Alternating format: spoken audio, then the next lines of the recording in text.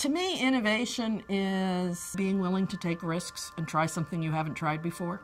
The idea can be yours, the idea can be somebody else's, but to me, the innovators in our profession are the ones who are willing to take that risk and try the implementation. I think in order to be an innovator, you do have to be able to face risk and face uncertainty without being too afraid of it. You know, it's not that you don't recognize it, but you can't be too afraid of it to move. Well, my world, which is higher education, is in a wonderful place in many ways.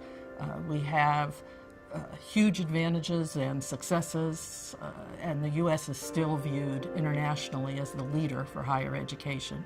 But I think we're also in a time of huge challenge, and every list of people who predict what industries are going to undergo huge changes in the next decade, we're on every list for what's coming up as a period of transformative or disruptive change. Our financial model, which has been hugely successful for 150 years, it's pretty much reached its limit. Tuition costs are rising at a rate that can't continue, and at the same time, the demand for education is becoming global.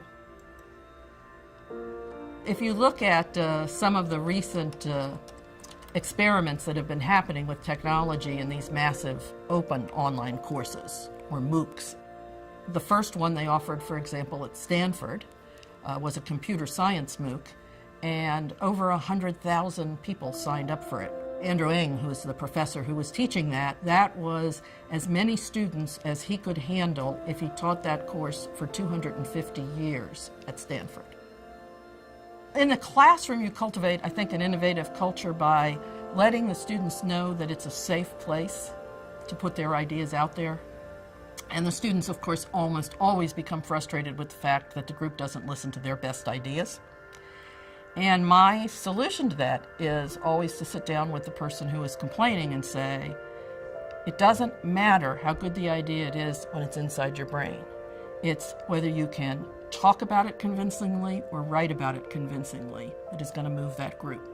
Clearly, if you want to be an innovator, you are not going to get a critical mass if you can't explain your idea to anybody but other people at your level.